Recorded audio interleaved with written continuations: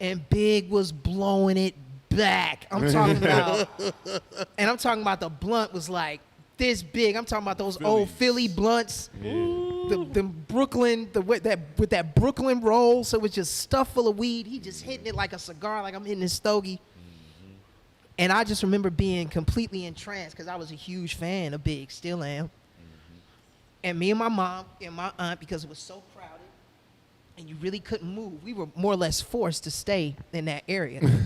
So all of that smoke is hitting us, all of it. Yes, sir. And I'll never forget my aunt. She looked at my mom. Shout out to my aunt Ann. She goes, girl, we got to go. I can't take no more. I can't take no more. We got to go, girl. And my mother, because my mom cool as hell like that, she was like, oh, girl, it ain't never, we having a good time. I think my mom had called a contact. Yeah. He's like, oh, no, it's good, it's good. She was like, nah, girl, we got to go. We on again. I hope you listening closely. We doing our own thing, but we doing this for the culture. Check out the topic. Don't be the subject. We keep it poppin'. You can be up next. We are more than culture. More than culture. We are more than culture. More Than Culture is the brand. This is the More Than Culture show. Hey. Kamal, the secret genius. Reemo Rod. Tyler Chronicles. Ronnie Jordan. It's been a minute since I've been here. It's been sorry. a minute, bro. Tyler's back from LA, guys. Hey. Boy. Ty's back. Tyler did how many episodes you just do, man? We did 30 of them thing, man. 30 episodes in 2 30. 30 of them thing, man. Can Shout we out got to Nick them Cannon. salute You know what I'm saying? Shout That out to motherfucker. Nick. Shout out to Teflon Nick. Don. Nick Cannon, you feel me? Nick And Cannon, you were doing congratulations. the morning show. The morning show and the award show. Shout out to Taraji P. Henson. She's Yes, a sir. fucking diamond. Oh, that's Bro, awesome. slow it down. Yeah, you You were know doing that? 30 episodes. You were still getting up to do the morning show in Atlanta, and you was on the West Coast, so you sacrificing 3 more hours. Yeah, I woke up at 2 a.m. Mm-hmm. Talk your shit for me. Shit. And then you was writing for Taraji P. For the who's a BET Award. Fucking icon. One of the most watched and well-received BET Awards in recent She history. was That's funny, beautiful. bro. Whatever I could tell the shit that was you Wow. that she was picking up. And you know what I'm while saying? 'Cause all you that put was down. going on, The Cube was being- premiere. Shout out Shout to out D-Wade. All right. You know what I'm saying? That Hey, boy- bro, let me tell you Right? something. I was in the strip club when that shit came out. I was trying to FaceTime, you know what I'm saying? That's real. I seen you I was trying FaceTiming. to FaceTime Yeah, I you, was trying to so, sleep you know because you what I'm had to Oh, get y'all up niggas too. over here getting Right. Fuck your checks. shit, bro. Y'all Come getting on, checks. right. You know what I'm saying? Skill. I'm trying to get No, that was all Tyler's checks. Yeah. None of I know, that. it's but us, y'all it's getting us. it though. Shit, Y'all we finna get new collecting microphones. Come on. Fuck you Yeah. talking about, bro? y'all Patreon talking about- about to pipe all the way up. Finna get some lapels. That's You know what the, I'm talking that's about? the Some plan. lavaliers. I think it's always we when you see somebody kidding you like nigga. Oh, I yeah, know he man. talking shit Yeah, 'cause about nigga somebody and telling don't niggas none we of got us the play pen. for the Hawks, nigga. But we just made it to the Eastern We Conference damn Finals. sure There you got doggone go, Y'all boy. really did. Clayton English said Trey Young's hair never gets wet, and that nigga. It ain't enough He said it ain't enough. because he got never he gets got wet. canals. His Nigga hair- said- that Shit afro drain- is drain- hollow. it That's drains hilarious. Jimmy Kimmel did them mean You tweets. stupid. Jimmy Kimmel Shit did the drained mean down the tweets. They back. said he looked like a dropped lollipop. The nigga. With the dust on it, with the goddamn fur With the from the carpet laying carpet. on it. Oh, my God. Like a He baby. had to read it. That was funny. had Oh, but let's let everybody know who the star of the chit-chatting show like is. we Yeah, we yeah, ain't yeah. got a motherfucking legend. We had to sitting at the catch up. table. And now we about to go Oh ahead man, the and person catch who up. knew the person the longest does the intro, and this guy has really on the low been like he raises comedians' profiles on social media. That's how I got really cool with him. He'll repost some stuff and do some stuff, but this guy's a legend.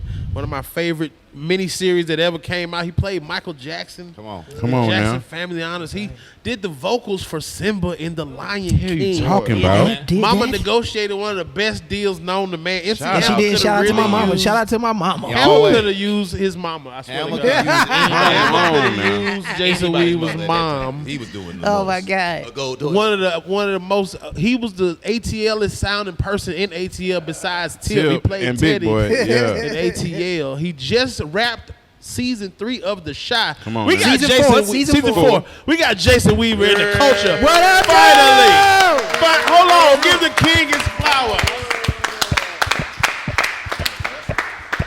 Now, That's of a all, first right there. First of all, let me tell you, gentlemen, I'm honored to be here. Well, first of all, me and Rod, we got history together. Oh, we know. Oh, nigga. What you You've been mean? on this podcast Oh several my times. God, you Oh, are We'll a get to guest. that. No, we gonna Oh, get we we gonna gonna get to that. We don't. We all okay. got the Cold War stories. You're Just the- Oh, you okay, the okay. you battle. You feel probably me? have no idea. He Oh, has okay. no No, I idea. have no idea. Yeah. You made Okay. this. You turned him into this. You feel me? I started got growing my hurt. hair. That's when. He was Rod when you knew him. Now he Reemo. He's Remo. Reemo Rod. Okay. Knees out. Okay. Lil Uzi hurt. That nigga. Lil Uzi hurt. This nigga's stupid. Hey, but real talk though, gentlemen. I want to tell y'all, I'm really, really proud of the work that y'all been doing. Thank you. Because it's funny content, it's original. The interviews that I've been able to see with the guests that y'all have on, it's fun, it's organic, and y'all are doing it from a real space. And on top of that, y'all branding, putting out merch. I just love to see young black men and women doing their thing, and to see more than culture continue to grow and evolve. I salute y'all. So I really am genuinely honored to be here. And you just I made the appreciate promo. y'all. Bow. There it is. Wow, he did it There before it he is. started. Come on, man. There it He is. got his, everybody. Jason Weaver got his own camera and eyesight together on our cameras before we You started. understand? I'm telling you, man. Professional. Straight It was- professional. I mean, man, I've been in the to business watch. since I was, 5 years old? So you Real better know talk. where the lens man. is. You better know where the lens is You and where better. the Come on, light man. is. Come on, man. And you figure all that out. Know your light as a black man. Know your Absolutely. light. You better know Know your your light. light. Otherwise, they're going to have you out here looking fucked up. Like Serena Facts, that one time bro. on that picture. Remember they Boy, fucked her you up so with the light? bogus. I said, don't do my queen like that. I'll kick everybody ass. No, but really, I mean, seriously, though, and y'all know that being on-camera personalities, and especially working out in Hollywood, not that anybody purposely does anything like that to sabotage you. They don't know. They just don't know. Yo, let me tell So you you something. really have to know that. I was on Miss Letty and Me. That's the first time I saw Beyonce. And Angie Stone was on set. They just finished Angie's makeup. She was on set and checked her camera and was like, "Get the bitch who did my face." Damn. Off top. Off top in the Especially, motherfucking I mean, thing especially was fucked up. nowadays, Like, because you know you got to be on point. Because, like you said, doing the BET Awards, especially the women, they were really on point and super meticulous, and Super I understand serious. why. Because one false move, you're all over the internet. Fact. Yeah, You know what I'm saying? yeah, How yeah. you look or whatever, you're done. So I see it. These cameras is.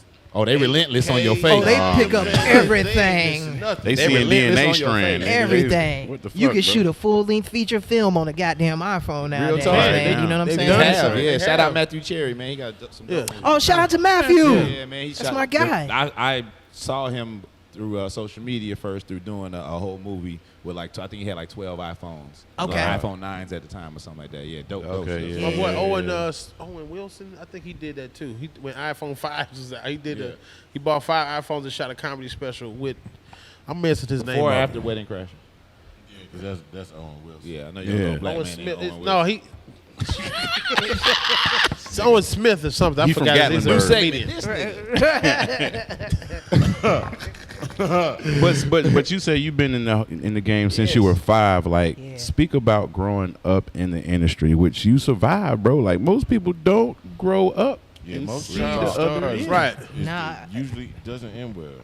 Yeah. There's a lot of tragic stories. No, there have been some tragic stories. Well, first of all, I just got to give all honor and praise to God. Off Man. top. Because in all actuality, I think it's my faith, and that which was instilled in me through my mother, through my grandmother, my aunts, just my family in general, recognizing where my blessings come from first and foremost. Come on now. I think it's been the main thing that has helped me kind of maintain, because as we all know, sitting here at this table, you go through peaks and valleys in this business. Facts. You can have a high moment, you can have a low moment, you can be hot or cold, Mm-hmm. but in between those points of transition, it's your faith in God and your belief in yourself is what continues to move you forward.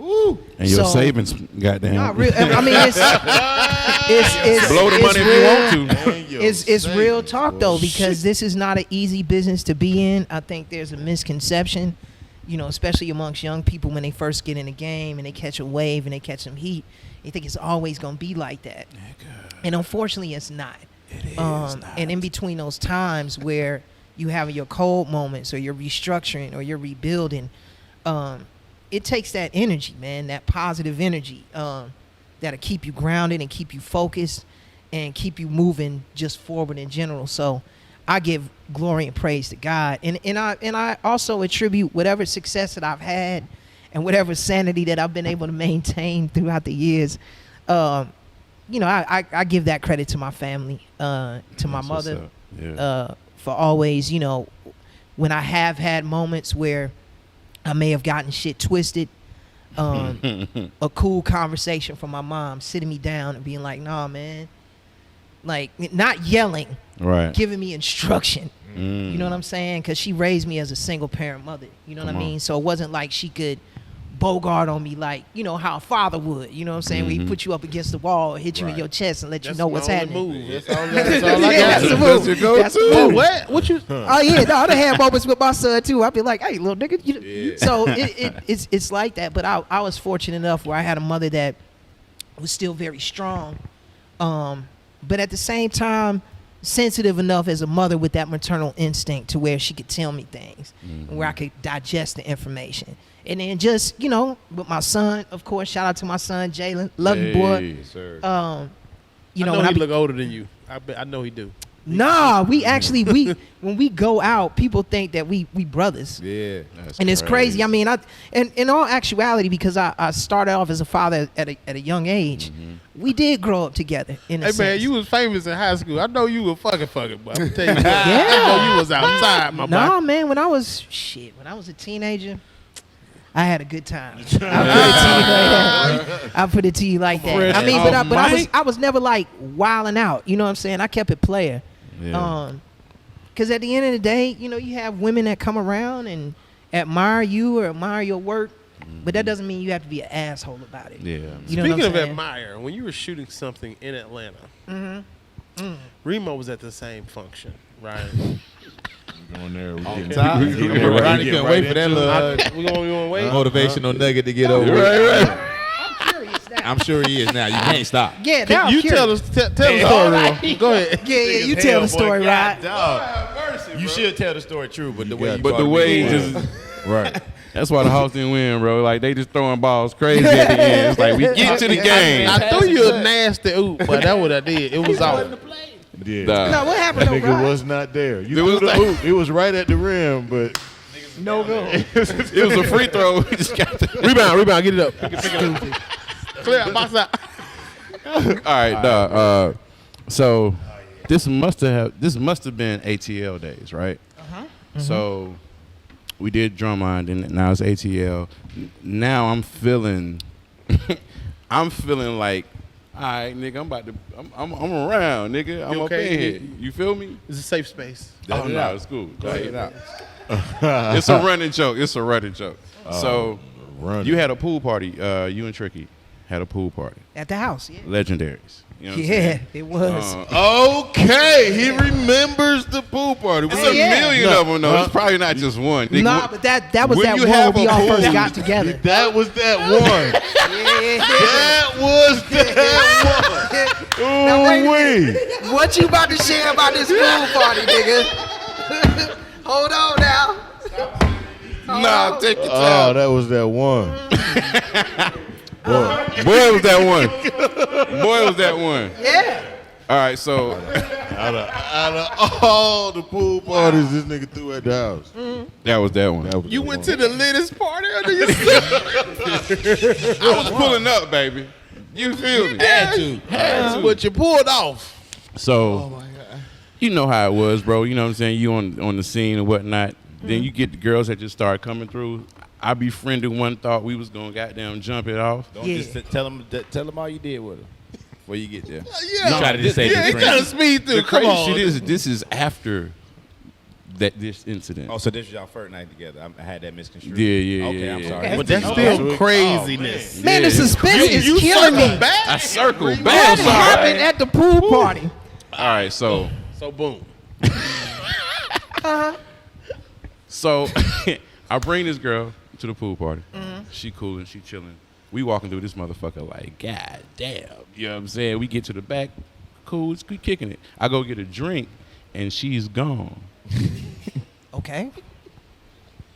And about 4 a.m. I'm still there. Y'all done let the dog out everything, nigga. Like, Yeah. He's like, yeah, I remember that. Dog. And then she comes out a strange room, and I'm like,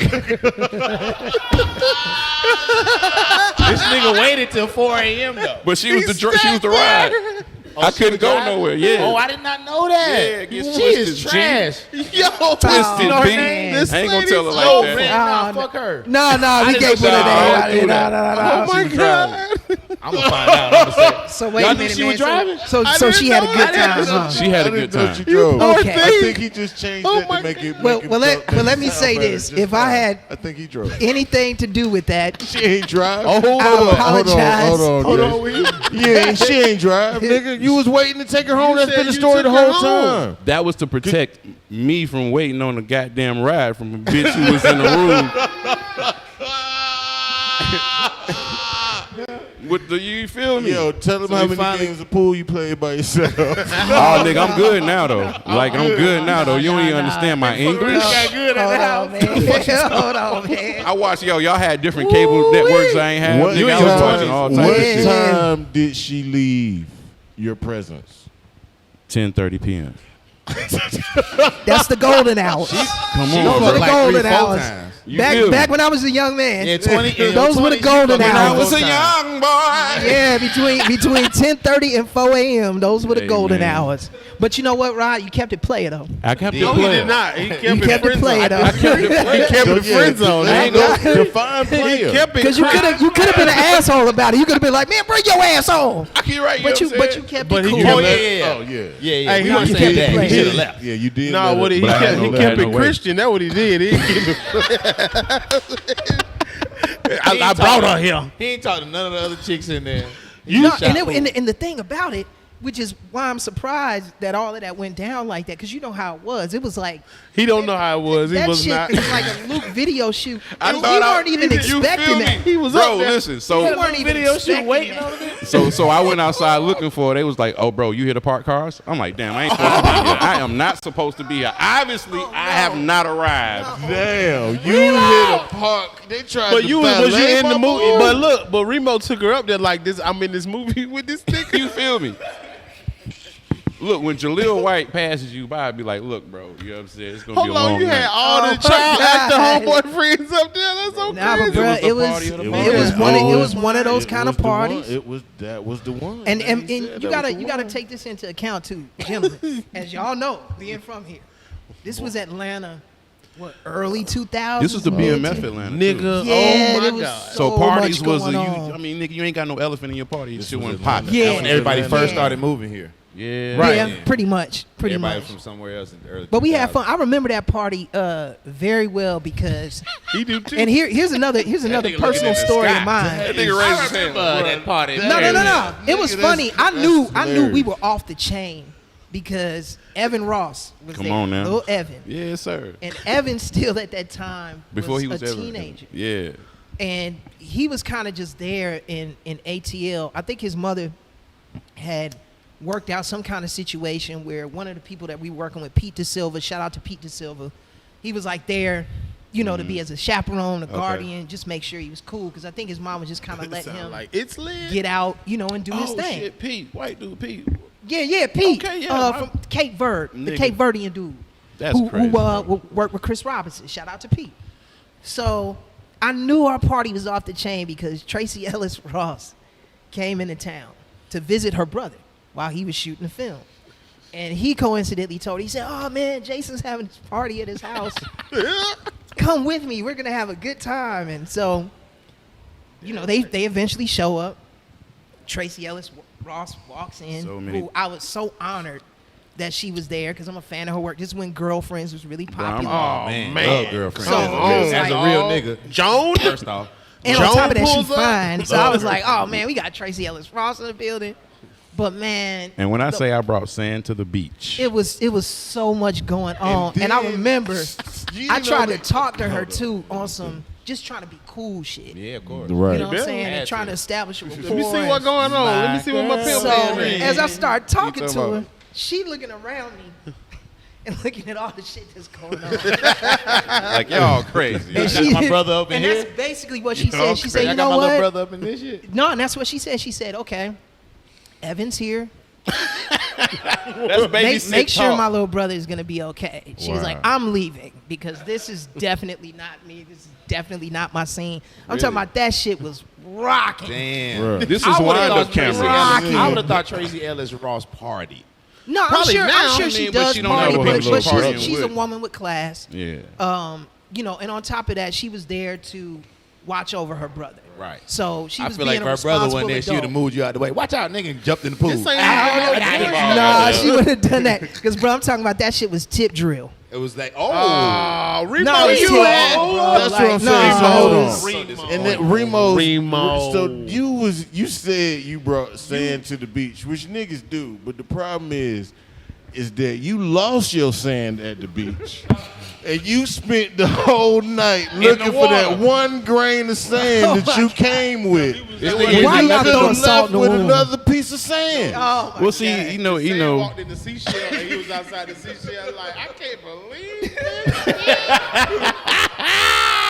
I think I love her, man. This is crazy. No, that was not bring the sand to the beach party. You feel me? Whoever you brought there, as far as female wise, you had to understand So you walking didn't through the door. experience none of the rest of the party.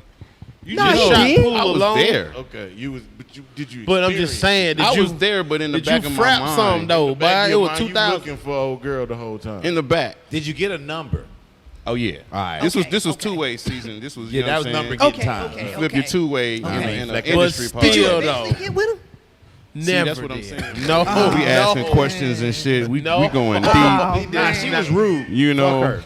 'Cause she didn't Fuck have a her. heart at all. No, she didn't have to drove. do that though. She drove, bro. She That's drove, the bullshit bro. part. She drove. And she And knew we she just had found a that real out, so I'm nigga out upset. there. If you had left that night, you probably would have been Future. Dirty soda face ass. So what she say when she came out? Have you ever said that? Because I didn't know she drove. So what did she say? She didn't Like, say you ready? Yeah. like, the crazy shit is she didn't say anything. She burped. As soon as she walked out, she burped. It was a. I She don't sucked know. a dick up till she hiccup. I don't know. I don't know. She came out burping. Sometimes Hold on. Sometimes you get gas. She Dum dum dum dum dum. blew the diggling breath It in was your face. God, These hoes ain't loyal. No, they When you burp, you so go. bad. You exhale when you burp. Oh my God. I took her to the premiere too. After Did you? this, Remo started dating her.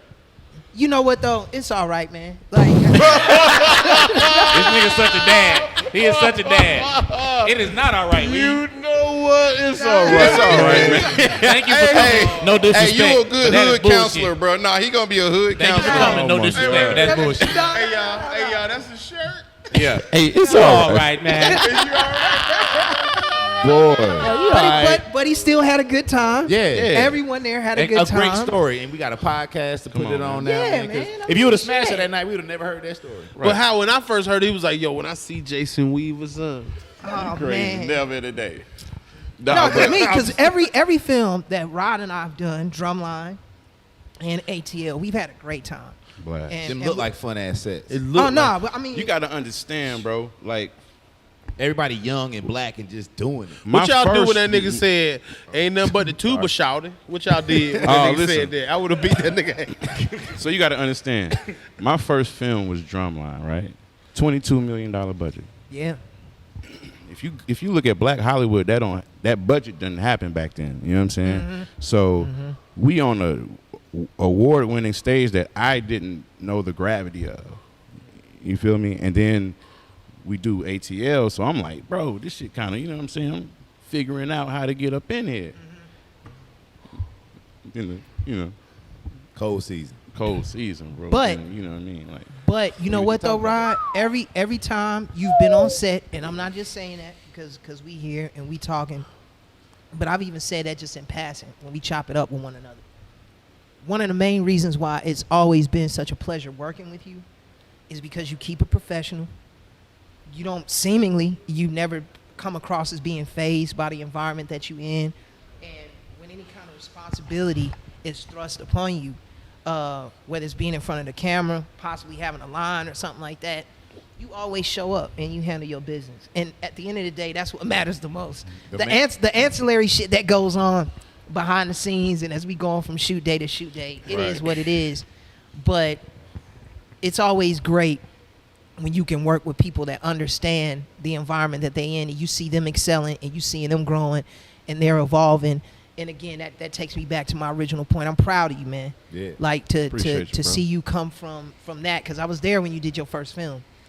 And we chopped it up a lot. You were the one that were basically coaching me as to how to do my role working with a HBCU marching band. Because I had no prior experience to that. Like, not even with HBCUs, if you will. Because I'm from Chicago. Mm-hmm. So we didn't grow up in that kind of environment culturally, to where you were exposed to that level of pageantry and that history and the whole nine. So I was learning as we were shooting the film, the beauty of the environment that we were in. And Rob was really instrumental in helping me to recognize that Yes, and sir. teaching me things That's about what's being up, in the Reemo. band. So, no, man. So I apologize for that if...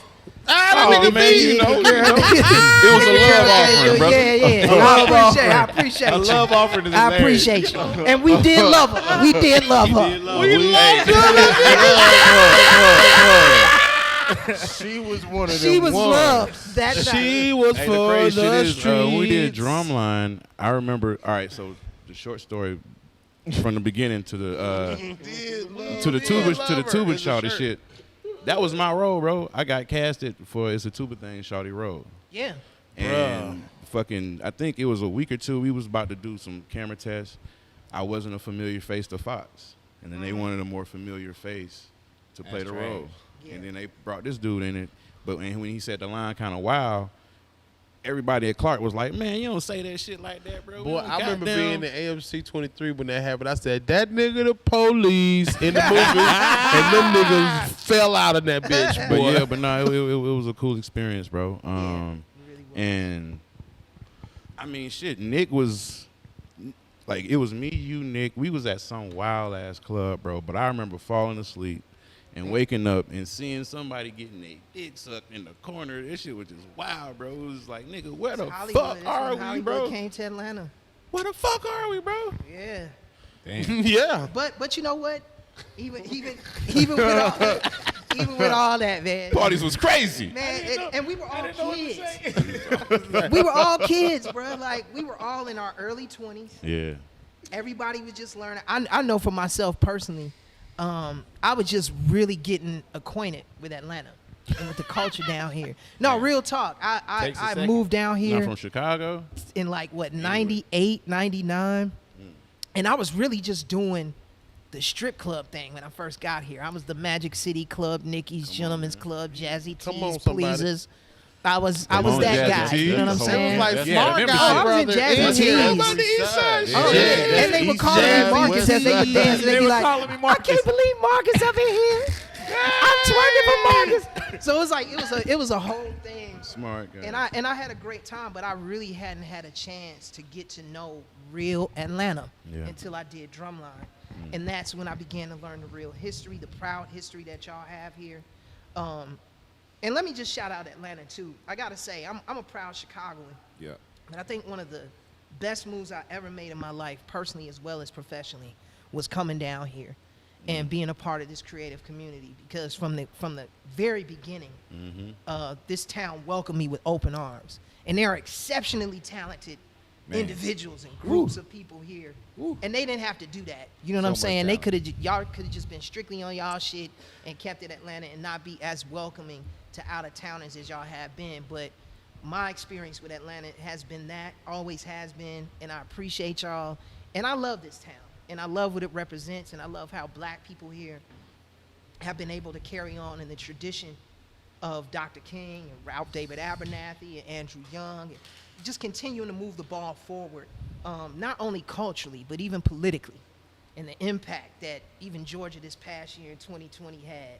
You know what I'm saying? With the special Senate runoff elections and Yes, sir. presidential Yeah, elections. bitch, blue, boy. Man, Georgia's in the house, man. So I love y'all. Thank y'all, Yeah. Atlanta. Hey. It ain't really panning out just yet, but we gonna hold on. The coolest Atlanta shit I saw was this how I knew ATL was gonna be good. In the opening credits, when you was putting a grill and big Gip mouth, you was like, oh, why? And the nigga said, shit, that what I had wanted though, guy. I was like, but this shit finna be good in for. Now, when we was shooting that, man, we had a feeling that it was gonna resonate in a way culturally where it could potentially be like a cult classic film. Because it felt, I mean, you can attest to this, it felt like a fucking video shoot every day. Like, it felt like you were at a Tip video shoot or an Outkast video shoot. I remember, man, Big kept this on player one time, because I think we shot at Cascade for like a whole week or maybe like 2 weeks. Right. So we had our base camp set up there in the whole nine, and, you know, we were physically active every day doing take after take after take skating. And, man, shout out to Big Boy. He hooked it up. He brought a masseuse through, and everybody was able to get massages and, you know, and just hang out and chill as we were shooting the film. And it was that kind of relaxed and cool and organic environment, man. It was truly, to this day, one of the most rewarding experiences that I've had personally and professionally as far as, like, doing a film, because I've developed relationships that are lifelong with, like, Lauren, with Tip, with Jackie Long, Al B., the twins, Evan. Right. And I love those guys. And that film gave me that opportunity to establish those kind of bonds with them. So I'm forever grateful to Dallas Austin. Shout out to Dallas, because he don't get enough credit. He don't get shouted out enough. That's Drumline is his story. Drumline is his story, and ATL is his story. Yeah, it was going to be Jelly Bean. So everybody should give Dallas that credit when it comes to really exposing and showing the beauty of the culture here. Yeah. Dallas has been able to do it in a way where it looks really, really fly and cinematic.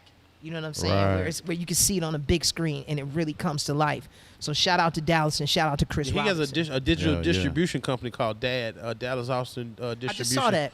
He just launched, so shout out to him. He's taking creators and like distributing their music and content and stuff. So it's dope. Is that right? Yeah, good. Man. But how did you channel Atlanta so like you sound like you was from Atlanta in ATL? Like you had that motherfucker down. Thank you. Because I've been around. Like Atlanta, I think one of the first things I did here, and maybe that's just the Chicago in me, I got to go to the hood. Like I got to go where my people are at. Right.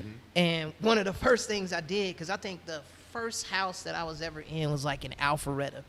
And Alpharetta back then was just, you know, really white and just, you know, very rural. Right. And it was a cool experience. I didn't mind living there, but when I would go out and hang out, I'm at JR Crickets off of Spring Street. I'm at the Gentleman's Club. I'm at Club 559.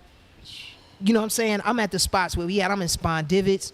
And that, for me, I think was when I was able to get a feel for what this city was really about and for what the people were really about. Because Atlanta is a black city. Yeah, the makeup here, it's diverse in the whole nine, but let's not get it twisted.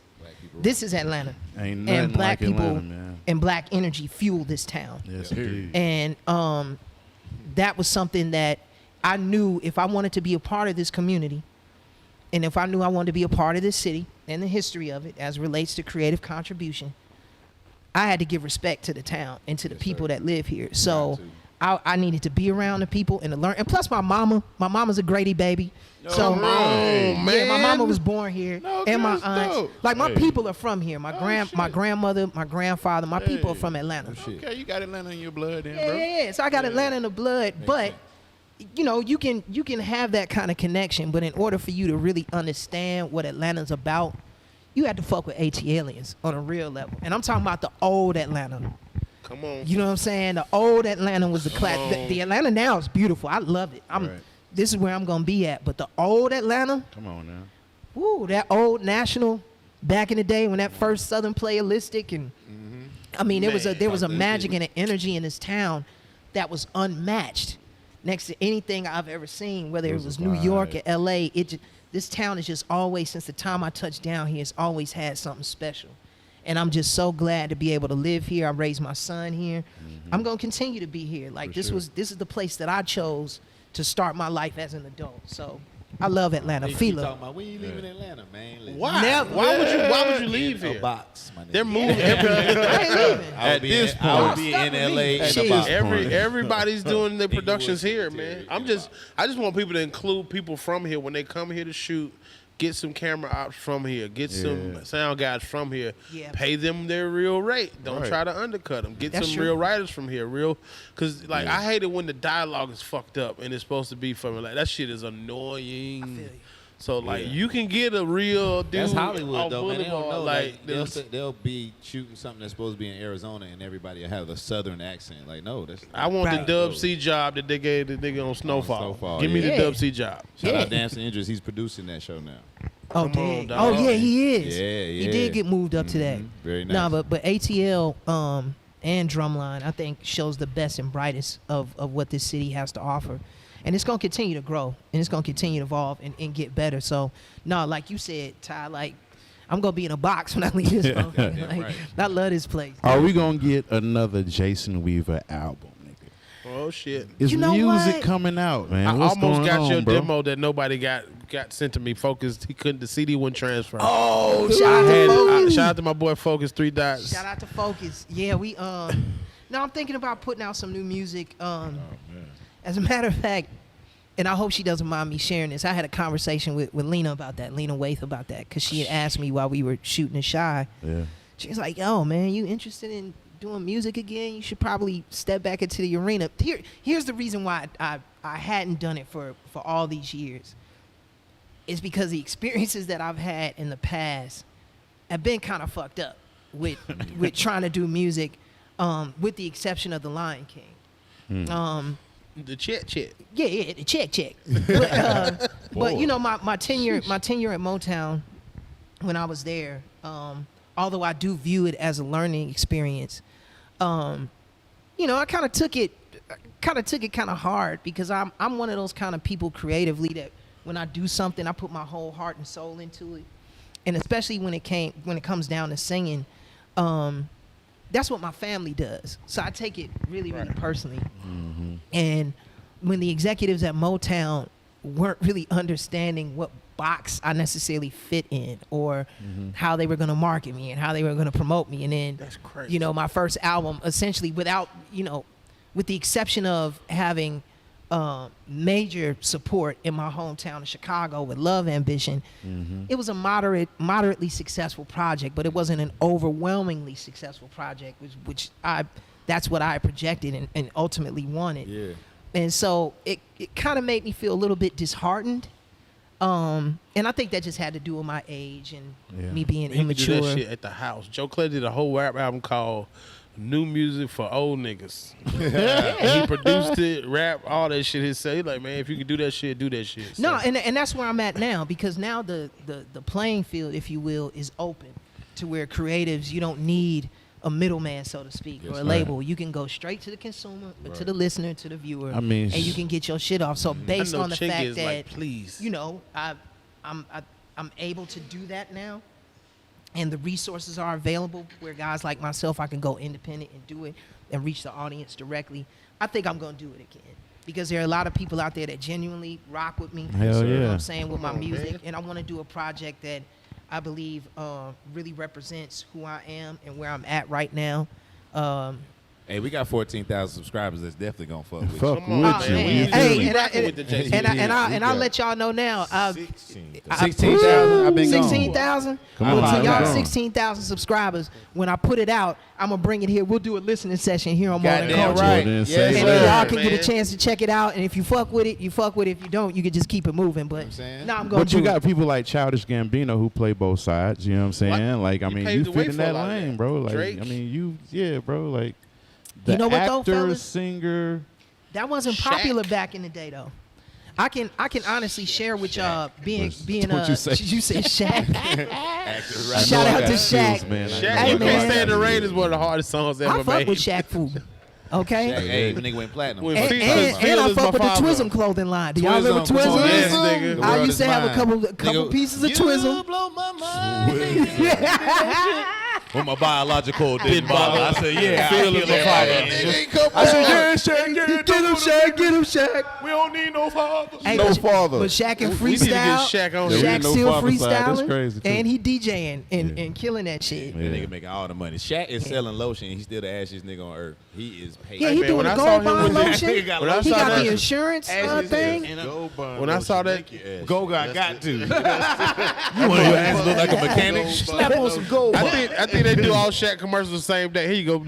Ice and hot patches. Put Right. this shit on. All right, nigga. get in the car, Shaq. The general. Bring in the general. The nigga stay right there. The general just walk in. Hey, his agent and his business manager, whoever is orchestrating and putting those kill it. deals together. Cranking. Man, I want you to represent me too. Whoever Right. you Put are, that in the shit. universe. Real talk. Put it out there. Real I saw Shaq at a random at T.I. car wash. Randomly, they got like a little lounge Now you- area in there. He was just sitting there. I'm like, God damn, nigga, that's Shaq. Shaq be Like, No, what's up, Shaq bud? be kicking it, bro. Shaq be kicking it. I ain't know. Shaq is Shaq the be kicking example it. of how your money needs to be making money. Right. Because Yeah. like I heard something that he has all of the ketchup in Royal Caribbean, like the Royal Cruise Line, they get all of their ketchup For real? from Shaq's ketchup dispensary Nigga. distribution. That's what's They're- That's up. the shit. That's Hey, good. Shaq, That's you see Shaq. this, bro? Man, we gotta sit down, man. Yeah. Come on, man. Shaq Man, has no idea how much diversifying. money he has. I think that's where it's at this You point. can't, yeah, you get all the stuff that he does, and like just think about residuals and all that. You can't nobody can keep up with that. Ain't enough accountants in the world. It's Oh, it's no, a lot somebody of them. watching that Yeah, money. somebody watching got the it. bread. Somebody I'm saying watching some that of it bread. is, Playing is chess missing. with that. Is what I'm trying Well, to I tell hope y'all. not. I mean, you Some know. of that money is I missing. hope It's like Shaq, hit a us up. big amount that's Yeah. missing. Somebody I got hope to not. I go know get three it. chicks from the hood that'll find your money. They just smell it. All that missing money you got, they will smell that motherfucker. Hey man, you killed it this season on the Shy. By the Yes, way, that sir. shit was a great character. Thank you, gentlemen. Thank you. We got to hear your Tremendous full show. Chicago accent on display. Yeah, Tremendous show. yeah. So Talk how'd that about- go down? Yeah. How, like you, Oh man, you know what? I gotta really give it up to Lena Waithe. Unbeknownst to a lot of people, I was cast in the original pilot for The Shy as unbeknownst Ronnie. as fuck.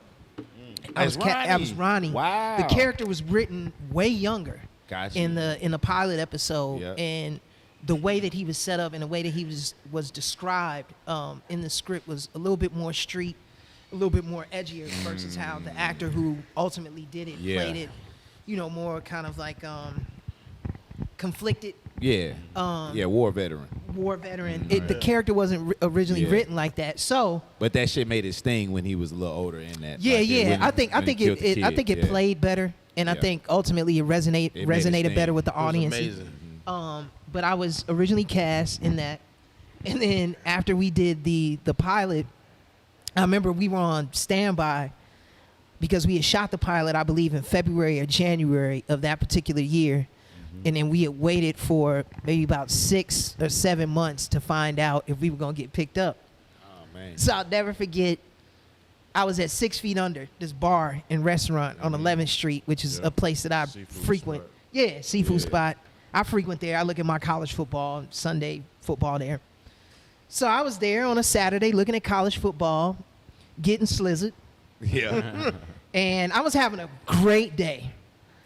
And then all of a sudden, my manager at the time, who was also my cousin Judy Stewart, shout out to Judy, she had called me. She said, "Jason, I got news regarding The Shy." She said, "There's good news and there's just absolutely horrible news." Oh my God, Judy. My Lord, Judy. So I The was game is on, Did you man. not practice Yeah, so I was like, okay, That's what the girl I'm said when fucked she up left the already. room. So give me the horrible news first. She said, "Well, the horrible news is that you're not moving along with The Shy and with the show, but the show did get picked up. That's the good." Oh man. So I'm sitting there at the bar, and I mean, I felt like my stomach just Yeah. dropped through my ass. It was like, as an actor, and especially someone like myself who's been in the business for pretty much all of my life, I had never experienced that before, of being on a pilot and then ultimately not moving forward with the full series. Yeah. So it was a little bit devastating initially, but immediately after that, and this is real shit, a calm came over me, and this was God, and he was like, "It ain't time yet. It just ain't time yet. I know this is devastating, but we got something better later on down the line. You'll be cool." So I sat there at the bar, continued to drink. Then Lena called me like 20 or 30 minutes later. She goes, "Hey, bro," because, we from Chicago, and we look out for one another. You know what I'm saying? If That's there's a dope. way where we can do for one another, we will. And she's one of the real ones. Dope. You know what I'm saying? So she had called me. She said, bro, you know, I really apologize that the circumstances have ended up being this way. This was a decision that the network made, and this is the direction by which we have to move now. But listen, let me do this show the way the network wants me to do this show. Let me get it settled. Let me get it up off the ground. And I promise you, I'll come back for you. She said it may not be the second season. It may not be the third season or the fourth or the fifth. But I'm going to come back and get you when the time is right. And sure enough, and that's why can't nobody say shit to me about Lena, because she's real as fuck. Right. I was randomly sitting at home doing what I do, developing projects, auditioning, doing what actors do, continuing to still work in the whole nine. And then I got a call from my attorney, Joshua Edwards. He said, hey, man, did you have an audition for The Chi or something recently? I was like, no, why? He said, well, man, there's an offer that came through from Showtime for this role, you know, Shad. You know, here's the offer, here's the numbers. You know, what do you want to do? Of course, we countered. You know, we did our 1-2 step as far as negotiation. But sure enough, man, she came back around, and she kept her word. And I can't thank her enough for that. Man. Because Lena has been one of those people, even way before she and I met, who's really believed in me. You know, she was a kid that grew up in Chicago, listened to my records, you know, had my poster, my word up posters on her wall, you know, admiring my work. So her reaching back, thank you so much, her reaching back to provide an opportunity for me, based on whatever way I've been able to influence her and serve as a representative of being, you know, a black person in the industry doing a thing, for her to come back around and to provide an opportunity like what she has with The Chi and with this character, I'm forever indebted to her. And I can't thank her enough. And I thank everybody associated with The Chi, whether it's Lena, the rest of the executive producers, the cast, the crew, everybody, man. I appreciate it because they welcome me with open arms, and it's been a great experience. Oh, killing it on there too, man. Thank Her you. Quibi show was hard. Her sneaker show was hard on Yeah. Quibi. No, and she has a lot of different projects that are like in She's a development. genius. She's on She the AT&T really is, commercial. man. She's the voice on the AT&T Yeah, commercial. Yeah. She I- was the I picked voice that in Ready Player One. Remember that Yeah, Spielberg my film? kids love that movie. Yeah. And she was the voice of the big Avatar. It was like a big dude, big muscly dude or whatever. She was the voice for that. Damn. And I remember when she did that. No, Lena is one of those people, aside from being exceptionally talented and a genius, a creative genius, she's a real person. She's a good person. And I mean that from the bottom of my heart. I'm not just saying that because, you know, we work together in the whole nine. Man, she's kept it 100 with me. Even right now, we're developing an animated series together called Team Supreme that was created by my good friend and business partner, Joshua Leonard, based around kids with disabilities and special needs. Whose disabilities and special needs are turned into superpowers via the lead character scientist father. And when I first brought it to Lena, I said, hey, we're working on this project. You know, there's this brilliant black artist that I know down here in Atlanta that I think is doing some amazing work. Please check this out. And she checked it out, and she gave us a chance. And her, Rishi Rajani, my homegirl Alex Phillips, who's now at Bad Robot, but was formerly at Hillman Grad, they helped us put it together and build up the pitch and the whole nine. And they've basically shown me and guided me through being a producer and a content developer. So it goes way deeper than just the work that we're doing at the Chi. There's a real, genuine relationship that exists there. And I'm just looking forward to continuing working with her, the whole Hillman Grad team, because they truly are a blessing. And they're not only providing opportunities for me, but they're providing opportunities for other black people and other people of color and just other people in general who don't get opportunities like that to display their talent and to really showcase their range. Lena definitely has given a lot of us that opportunity. So shout out to you, Lena. I love you, sis. Yeah, man. That's dope. Shout out to Hillman Grad. Shout out That's to all the black women that's killing in this industry. man, right and they now. Real put people shit. on too. Yes, They putting sir. people on in their Absolutely. position that never would have got a shot. So that is amazing. Absolutely. Yo, so hold on. I gotta ask about the Michael Jackson. Come series, on, man. you know Come what I'm saying? on, Like, bruh. What was that experience like? Like, Man. just get into it, man. I don't even know that. Did you meet Bubbles? No, I didn't meet Real Bubbles. talk. Damn, you ain't meet Bubbles. That's crazy. But you know what, though? You know, Michael Jackson, the Jackson family, Suzanne DePaz. I wouldn't be where I'm at right now had it not been for them giving a kid from Chicago an opportunity like that. I had done feature films prior to the Jacksons and American Dream. I worked on The Long Walk Home with Whoopi Goldberg. I had done the series Brewster Place with Oprah. You know, great projects, but they hadn't necessarily crossed over a particular threshold that allowed me to be exposed and to be seen and for people to kind of get to know my level of talent. But the Jacksons miniseries did that for me. That was a sit around the TV. Boy, family It was a event. whole. it was the whole hood was thing. outside, like waiting on this shit every night. It was like, Yeah. how many nights it came on in a row? Like 4 nights in a row. I think it was 2. I think it was 2 nights. But I remember it being a thing because I was like 12 or 13 at the time when it finally premiered. And I remember my whole block, my whole neighborhood, like niggas went inside Yeah, to look at the work that we did. that We had shit. been hooping, playing outside, and they was like, "Hey, dog, you finna come home, Joe?" Yeah, Joe. And they went in the house, and you know, honestly, there's no other experience like that. I can't even describe it. To get the opportunity to play the greatest, who I personally feel is the greatest entertainer of all Real time. talk. To be personally handpicked by him, for him to be able to recognize my talent, for the Jackson family to be able to recognize my talent and give me the green light to do my thing. Man, I can't say enough good things about them, man. Like, I mean, look, they put me on. You know what I'm saying? So when it comes to the Jackson family, I mean, shit, I don't have anything but positive things to say about them. Yeah. And I thank them so much, you know, for everything that they did for me, because there were a lot of things that I learned about myself professionally, even as far as raising the bar as it related to my set etiquette, learning how to interact with other actors, my work ethic being raised to another level. I attribute all of that to my experience in being in the Jacksons miniseries, because we essentially worked 7 days a week. Now, mind you, the production company didn't make us Essentially. work 7 days a week. I think we worked 5 days, you know, out of the week. But the whole cast was so committed to making sure that we were able to step up to the plate and do honor to the Jackson family legacy, to where we would get together on the weekends and rehearse. Shout out to Bumper Robinson. Bumper would be the main person bringing all of us together, the kids. he and played saying- Jackie, right? He played Jackie. He was on a different world. He He was on a different world. He was dating, Bumper's done Jada a Pinkett. lot of great stuff. But Bumper would bring us together. What did you say? What'd you say? He just has the randomest yeah, facts. that He nigga said is an he was on what? He was on a different world. He was was dating on what? Jada Pinkett on there. That's right. That's right.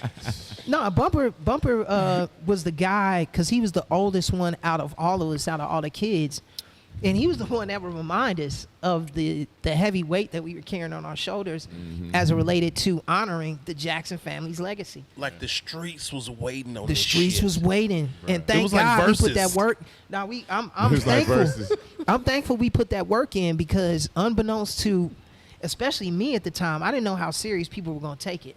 I knew that Michael had like hella fans and But like they were fanatical and shit, but I had no idea that Yeah. people were gonna really sit and dissect little things about, you know, the Jackson life, family, yeah. the storyline. Right. But thankfully, through our performance, good writing, good directing, the family ushering us along and giving us their approval as we were shooting, I think that was one of the main reasons why I connected and resonated so well with the viewing audience. And thank you to everybody that supported it and continues to support it, because I got grown men that approach me on the street about that shit to this Nigga, day. we Got was to. all But they showing be so like, much. bruh. We watched that when it came out, but in college we had the tape. That was one of the most taped things. Everybody taped the Jackson series. That's like, dope. That was the niggas had VCRs hooked together and all kind of shit. But That's dope. we used to watch that shit and get high in college and just laugh off the parts. Like when Joe dope. Jackson was the first nigga cheating, he was the first nigga had a side chick call, hang up, and that nigga said, "I sent you a money order. Did you get it?" Nigga. Me and my boy Vince will call each other at any moment and say that bullshit. Did you get it? Did It's you like get it? A money. He mailing Shout out to bitches Lawrence money Hilton orders. Jacobs. Hey man, He look, played a good Joe. I promise you, I ain't had no pops, right? So when he jacked you up before you went out there, he's like, you know who you are? You're Michael Jackson. Nigga, before I go out on stage, I jack myself up. I be like, yo, You know who you are. You're Reemo Rod. Hey man, you gotta do that shit though, man. I do that before I go into auditions. I look myself in the mirror and I be like, hey man, we gonna get this shit today. Fuck who in the room. Fuck who sitting here auditioning with you. We gonna get it today. No, you gotta do it, because if you don't rev yourself up, you'll go into a room or you'll go before an audience, and that energy and just being unstable, it will affect your performance. Yes, so to some degree, you have to walk onto a stage or walk onto a set with a little bit of an ego. You know what I'm saying? In order to get it done. But no, I feel you. What you do to pop yourself up? Before I go like on stage, or Yeah, just like in general? Just in general. I ask God to like let me make somebody laugh and forget about their bad times. See, it's so I get my perfect. shit together. Perfect. That's beautiful. What you do, bro? My insides be like, yes, bitch. Fuck these hoes up tonight. They don't even know. They don't even fucking know what they finna get, They bitch. do not. And they Don't even knowing. pay enough. They don't pay enough. They don't be knowing. And then get sassy before you go They on get stage. goddamn bossy real quick. That shit Hey, funny because as hell. I ain't gonna lie, and that's another reason why I repost you guys' stuff. Y'all do be catching me off guard, because the comedy and the content and the subject matter that you guys tackle and that you talk about is so fucking relatable, and it's done in a way where it's not being forced upon you. That's how I judge what a great comedian is about. If it feels like it's being forced upon you and I'm being forced to laugh, that ain't it. Come but on, when y'all. when it just comes out naturally and it's You know presented, what I'm talking about? Nah, it's real They do a shit. joke, But be when like, it, you know what I'm talking about? Nigga. You know what I'm talking about, bro. not real shit. I don't. Don't force it upon me. When it's presented in a way where it's organic and where you can feel it and where you know it's coming from a real place and a real experience, that's when you know that you're dealing with a real comedian. When they can take their pain or their insecurities or their awkward moments You feel in me? life and turn it into a segment. You know, turn it into a segment. Pointed at Reemo with all his fingers. Every single No, but that's That's real one shit. thing he gave him. That's real shit, though. He be like that, boy, if you don't get you.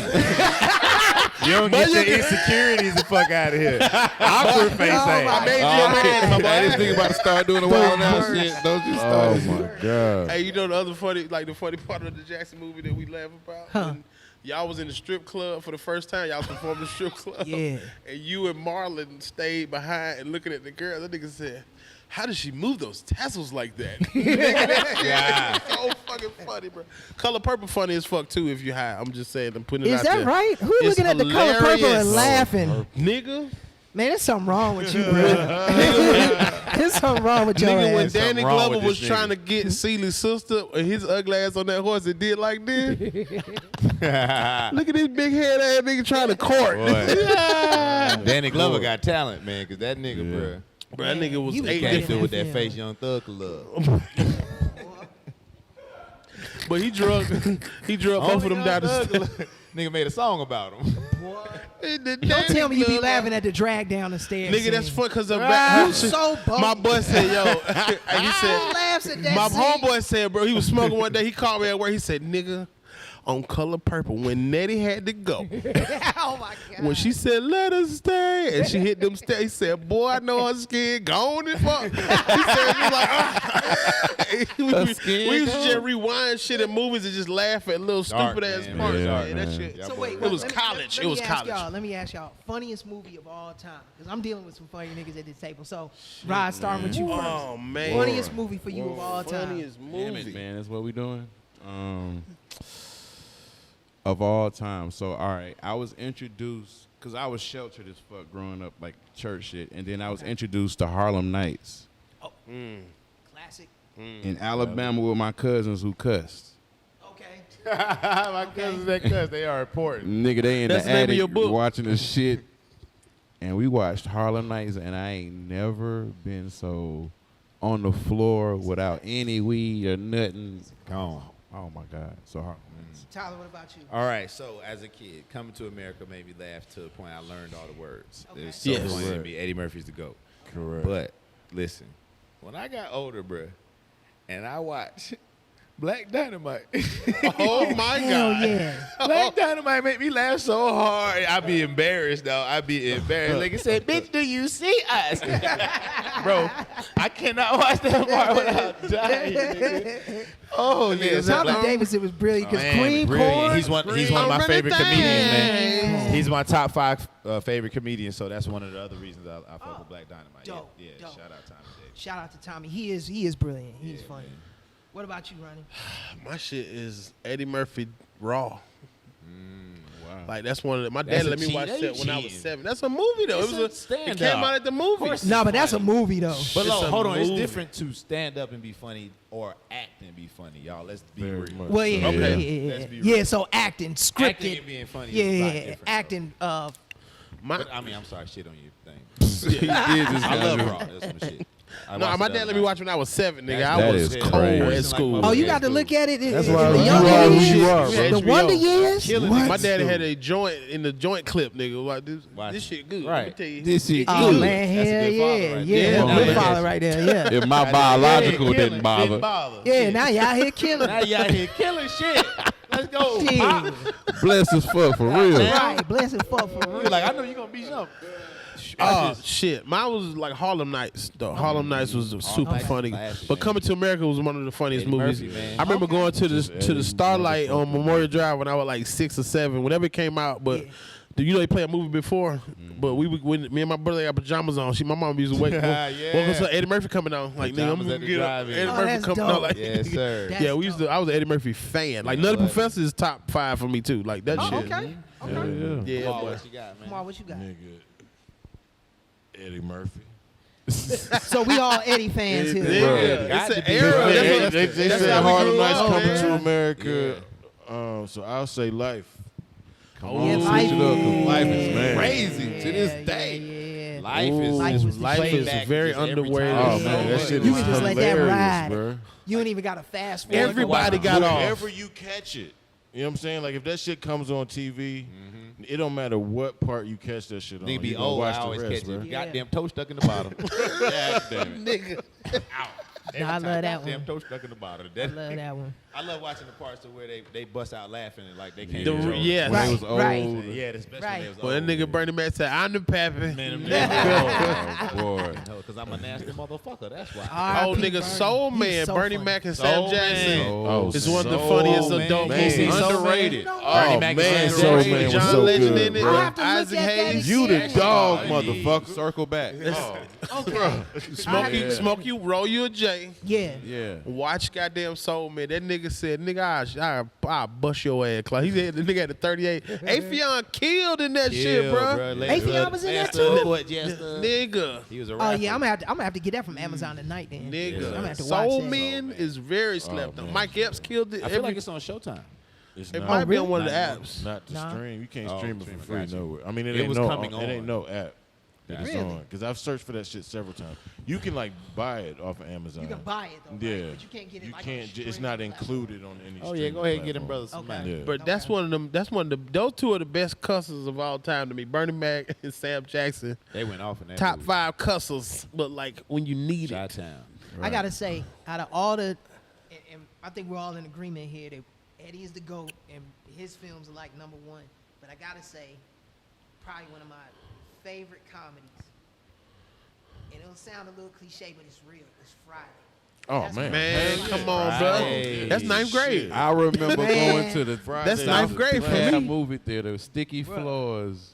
That's The one of the best. movies Oh my that you have to God. know verbatim. Yeah, Like, you was it's, it's a Absolutely. requirement. you lame if you don't know Friday. Yeah, you really It's are. like, you super Shout out to lame. Cube and DJ Pooh. Star DJ. Not Pooh. only was that a West Coast classic, that was just That's worldwide. He put Decatur on the map. He put Hey, y'all listen. put Decatur on the You map had to with go Chris see Tucker. that shit. hell yeah. Y'all put Shout out to East Side Chris. on the Shout map. out to Shout Chris. But listen, Rich. the first time I saw something that made me say, I want to be myself in a movie is when that nigga Mike said, y'all hoes out here selling pussy in the name of the Lord. Oh my God.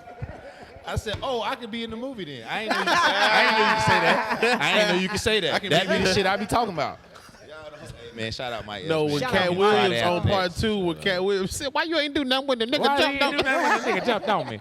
Yeah, Mike Epps cold as fuck too. On the movies, man. Yes, he There's is. no way there's no way All that stuff about is the- written all written about the down. Nah, that's Benjamins, him. That's all dog. about That's the him. Benjamins. Oh, it's all about the my Benjamins. God, that shit is amazing. They just And get Mike, that man. Mike Ricky will keep Smiley you was cracking hilarious up in that just shit. him being himself. That's what I'm Yeah. saying. The I've been Upshaws around is Mike Epps good. on a couple occasions when we did lottery ticket, and I'm talking about Come on, he you had- was in Underrated lottery movie. Yeah. ticket. He had Underrated the movie. whole set cracking up because he played the pastor, and we shot at some church off of Edgewood somewhere, like off of Edgewood, and it was Edgewood and somewhere. It was like a small church, and I'll never forget, man. Mike Epps, he would put on that wig, and he was just rehearsing, and you know how they set up the lights and the whole shit, like Yeah, they just get ready riff. for the scene, and he was just riffing. I'm talking about he had the whole church going. In my personal opinion, Mike Epps is my favorite comedian.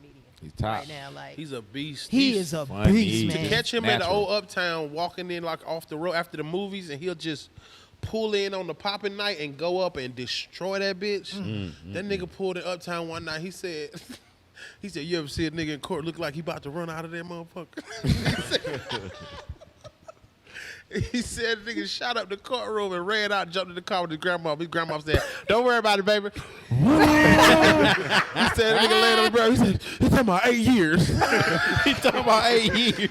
That nigga said he would drive. He said, "I'm gonna pull up at the church, baby. We good." Like that nigga he had a whole broke out of court They talking about 8 years. scenario, I bruh. love Mike. I'm gonna tell y'all another slept on movie since we talking about slept on hilarious Talk movie. about it, Ronnie Jordan. about it. Motherfucking 3 Strikes. 3 strikes, man. Oh, I gotta circle back. Just sent me that. Yeah, shout-out.net just sent me a clip. Three- His cousin Three was doing Strikes Three was Strikes good. I gotta Wasn't that start. another Funny Pooh film? as shit. Was that another Yeah. DJ Pooh Was film? I think is that Yes, DJ Pooh? Brian Yeah. Hooks, man. Brian Hooks. Nigga, Yeah. George Wow. Wallace was hilarious in that So shit. funny, Yeah. man. David Allen Greer was Faison. funny. He said, "Nigga got a gun." He just David Allen Greer don't get enough flowers. he don't No, get it. he It was just his doesn't. birthday. Happy birthday, David Allen Greer. He just Oh, he celebrated just had a a birthday. Hey, happy Last week. belated David Allen Greer. He truly is a legend. He don't get his flowers. He don't get enough flowers, man, because Man. he is one of the funniest dudes. And no matter what show, Man, that he you made put that him Carmichael on. show. he makes the show even funnier. Man, him He and really Loretta does. Devine, like, I was like, they need I'm a mad that show. shit ain't I want to on. watch I them want- two as a couple in a show. Shout out to Loretta Devine, too. I've Killing had it. the honor and the pleasure of working with her. One of the nicest people to work alongside with. Yeah. I love her. She seems like she was. She Oh, is in. she's She's sweet, man. She's She's a the voice in best. Doc McStuffins. Right. My Oh yeah. kids So like, hold on. she Even is. all this positive mode, not to get negative enough, but have there been any sets that you worked on that was like, oh man, this ain't the one. It's a drag. Yeah, this ain't the one because people don't know that side of the business. They're like you in there and you working. Nah, 'cause you sometimes can- you get to a place and it's like, oh fuck this place. No, honestly, time on some real shit, I haven't. Okay. I've been on sets where other actors have had some kind of problem or tension. Okay. But to be honest with you, bro, when you get booked for a role and you get to come to work and earn a check just being yourself and acting a fool, there's no reason for me to have an attitude or a negative feeling towards anybody or anything. Right on. That's a blessing. You know what I mean? Yeah, no, I ain't say you had niggas. I'm talking about like No, the set no, with I'm- some I'm bullshit. just- I'm just talking about You was just like in hummus general. again? What the fuck is going on? No, Crafty? no. I This mean, shit. I've seen actors. best we I've can seen do. actors like act a fool before. Yeah.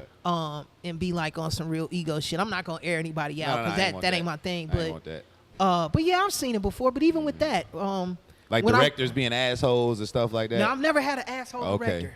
that Ever, happens. thank God. Yeah. I think that would make the job really difficult. Yeah, shit If I like was that. dealing with a director or a producer that was just like an asshole and too demanding or really didn't know what their vision was and didn't know what they wanted you to do as far as your job. Yeah. But Mm-hmm. other than that, yeah, I've run into actors that have had like some issues on set before. But again, Mm-hmm. I zone out. I do what I'm there to do. I do my job. I sign out. And I go home Yeah. and I collect my check. I And have that's all a I care about. movie on Amazon called Ladies Book Club that I have a small part in, and Okay. there's 2 ladies on there that have a reputation for Okay. like being hard to work with, and they earned it. Really? Yeah, they earned it. Nothing towards me, Yeah. but man, But just in general? just in general, that one of the young actresses that was on there, they were just going at her so crazy. I was like, oh my god, I want to like hug Help her. her out. You know what I Oh, mean? Like yeah. that. I want to save her, but I was like, well, maybe that's just part of the initiation or some shit. No, I don't know. They hazing or I something? had Felt I- like it. I witnessed something like that. I won't go deep into Mm-hmm. it. For people that know, who are familiar with some of my past work, there was a show that I was on where there was a great deal of tension between the lead, the main star, and Thea. one of my co-stars. Yeah, Come on, yeah. Thea. That was yeah. No, I swear and that was the Ronnie only is- that was the only thing that I saw where I was like, damn, you know, where it was kind of tense. Hey, who cut James' hair on that movie? On that show, boy? That little boy had that little skin. You know what? His parents, because they lived in Rialto. Oh, okay. They were on the And set. I think he was going. Shout out to Brendan. Sorry, Brendan. They've been talking about your haircut since you was a little boy. I know you a grown man. Man, now. I bet he got And the they been best talking barber in shit the about world you, now. bruh. Right. But I think he was getting his hair cut by barber in Man's getting Rialto. his hair Forgot about cut in the that shit. valley. Because and man, shit. he be coming to work and shit. I be looking like, It oh, is Like, wait till you haircut get the is set, fat. bro. man. Because I be like, man, you going on camera with that. I'm thinking that in my mind. I'm like, boy, you about to go on camera with memorable. no fade. No You just got some bop. shit Just on got- top. But you know, he was Just a carpet. kid. Check your And, man's out, son. Check. He got the little. He just like got an iPhone Yeah, sitting on man. his head. It was several. Yeah. It was several kids at my school that had that cut though. He wasn't the only kid that had just a. This was just the hair. little boy who was bad. so what? That though. was a California looking or something. Yeah, That's man, what you just, were saying. just No something on top of fade? your head, bro. No fade. Damn. Now he's wild. He's wild. Yeah, This he look was like a wild. with two-face, that. he's bro. Look at wild. this. Yeah, down there, you got to throw him up. He's Yo. wild. And you know what That's was a bold funny? cut. I think That's like that's Steph Curry hair. I think I had offered one time because my barber would sometimes come to set. You got all. And I was just being cool. It wasn't like I was Yeah. trying to be smart and some shit. I was like, hey, man, you want to get a cut? Bruh, nah, you was about His to change. parents You was like, know, no, he's straight. Yeah. He's like, no, he not. This You man was like, about to change consistency of the set. You was Yeah. gonna fuck it up. Continuity Continuity was gonna be all fucked up. shout out to Brandy on here, bro. Shout out to Brandy. Ooh. Such a pleasure to work with. Don't get me wrong. It was a pleasure to work with everybody on that For set. sure. But it was just, you know, there was some unfortunate incidents that, you know, Yeah. Brandy and Thea went to. I won't get deep into that and go down that rabbit hole. Happens. But it was a learning experience for me Women be shopping. in knowing how to Women be shopping. women be shopping. Man, don't they be shopping. bro? Which, But you know, I Stay out of that I shit. focused on my work. I focused on my job. You know what I mean? And I kept it moving. And the unfortunate they part got a about straight it was, hands. And that was a great show too. it was a great show, and we didn't even get to finish out the whole season. I'll give y'all a quick story real quick. Let's get to the stories, nigga. So there, Come on, so there man. had been something going on. You know, a whole bunch of shit had been going on set or whatever. And I think the network had really like caught wind of it, Oh shit. and they were really trying to figure out what they were going to do with the show moving forward. Because I'm assuming they didn't know if they would have to replace some cast members or whatever the case may be. And so I'll never forget, we were slated to do 21 episodes. And we had just finished our 19th right there. episode. Big bag.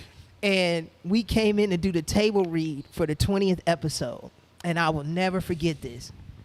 We come in, everybody grabs their juice and bagels and shit like that, and everybody's going through their script, preparing to go through the table read. And so our producer, Bernie Kukoff, he says, hey, before we start, guys, I just want to make an announcement. So this is going to be our last week. oh shit. We're not going to do our full season, our full 21 shows. So this will be our last week together. So everybody just enjoy yourselves. Like, it's like, Oh my god. Have fun with it. have fun with it. damn. And I will never forget, I was like, because I'm 14 at that time? And I looked at my mother, I said, is that possible? I thought That we right? finished the whole, but it was that abrupt. And that's when I knew that this shit was a business. Because when you can come in one day with a job, and then the next day you come in and you just abruptly told, hey, this is going to be your last week, or this is going to be your Everybody gotta go last day, home. and that's what it is. That shit That's real, when I bro. knew it wasn't a game. Yeah. And that's why I treat the business with a certain level of respect. You know what I mean? That's why I don't get in all of that kind of shit. I come there to do my job. Yes, sir. And I come there to work with other individuals who are like-minded and like-spirited, who want to do good work. And as long as we doing that, I know that we can continue to move forward. But as soon as like other energies and stuff get involved, that's the Got to beginning of the go. end. It Man. really is. Yeah, man, gotta slide. I really fuck with that show, man. Yeah, you been some classic shit, bro. Shit, smart guy. Come on, Smart dog. guy. Smart Yep, guy. smart Yeah, guy. man. Shout out to Ty. I think from what he said, we may do a reboot of it. Oh, let's Sure. get it. I Marcus think was so. the Jordan. You was like the first who had the Jordans first. Like it was like Martin Lawrence had a new Jordan. You had a new Jordans on. Real you shit. and Kadeem Hardison. Like we was looking for the shoes on these you, shows. Ronnie Like, I was always fighting because you know how it is with Nike and with these brands or whatever. When Yeah. you on a show, they like to do product placement. Right. But on television shows, they don't like for logos and stuff like that to come on because that's free advertising for them. They feel like they should be getting paid for it, and I get it, whatever. But on Smart Guy, I knew that Marcus was representative of black youth at that time, a true representative of the culture. And I was like, hey, man. And they wanted him to be cool. Right. The producers wanted him to be cool. And I was like, man, in order for Marcus to be cool and for this cat to resonate with the community, and especially with young black men, this nigga got to be fresh. Yeah. I was like, I can't be wearing like, no cat boots and shit like that. I was like, nah, I need J's, I need Iversons, you know what I'm saying? Yeah. So thankfully, we had producers that were understanding and cool with that. Shout out to Danny Kalis and Bob Young, Suzanne DePass, Suzanne Costin. I would go to them and I'd be like, hey, you can take this line away if y'all want to. Just let me wear the Iversons on the show. Come on, I just got to be fresh because you would have to like compromise and meet people in the middle sometimes halfway. And that would kind of be like my thing. It'd be like, okay, well, get that line to so-and-so, but just let me wear this. Because I knew that there were young black kids that were looking at that show and they wanted to see themselves. Yeah. And they wanted to see themselves portrayed in a way that was real and that did justice to our culture and what we were about. And so I really took it upon myself and fought at different times in order to represent us the best way that I possibly could. So even now when I get a compliment from people and they say, man, when you was on Smart Guy, you was fresh.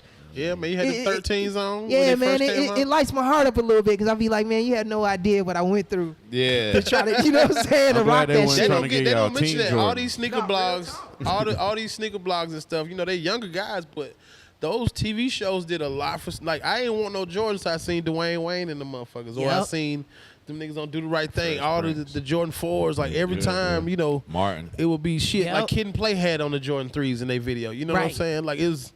And like Martin would always get the first pick. I mean, I used to be so mad at Martin because Nike would give him everything. Hell yeah. So by the time they send you some shit, he had them on already. He'd have them on already, or they wouldn't have them in your size because he would have had them.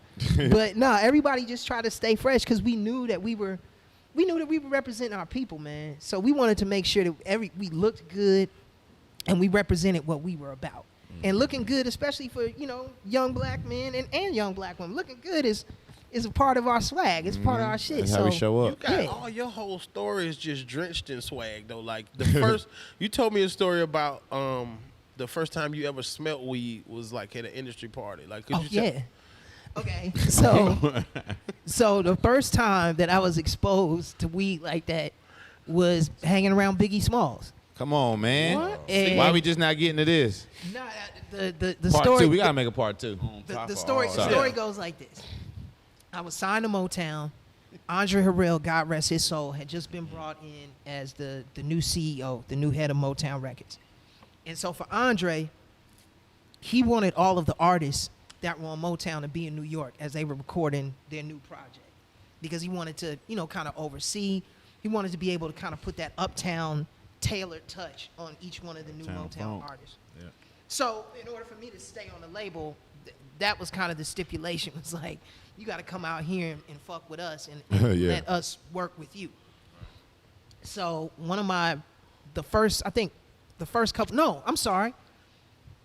I'd already been there working, but I had to fly back to New York because I had to perform in Central Park for the Pocahontas premiere, Disney's Pocahontas. What? And I had to perform I Just Can't Wait to Be King. Wait a minute. This nigga just... Come on. Wait a minute. No, that was the real shit. That was real shit. I had to perform in Central Park. It was like 180,000 people. What? It was incredible. And they had us staying at real followers, real humans. Yeah, bro, real humans. It was no Instagram, no social media shit. I'm talking about it was real people out there. 180,000 people. Bill Clinton was there. Bill and Hillary Clinton. There was Secret Service and shit flying over the park. Monica was there. It was incredible. No, it was incredible. Monica Lewinsky definitely was up in there. You stupid. So we were there for that. So they had put us in this big ass suite at the Four Seasons on 57th Street, and then Andre had invited, because I came up there with me, my mom, and my aunt, and so Andre invited us to come to Escape's second LP release. It was called Off the Hook. Y'all remember that? Yes. Shout out to Escape and shout out to Candy. Shout out to Candy and Tiny, all the ladies. They killed it in verses. Yeah, they did. That was a great verse. And Candy doing her thing on the shot too. And she doing her Yes. thing on the shot. Candy bringing it on the shot. Candy bro. bringing it. Always has. So they had their performance at Sony Studios on 57th. And so they had a album release thing where they performed. The whole nine. Jermaine Dupri was there. Everybody, the who's who in the industry was there. So I'm coming in there with my mom and my aunt.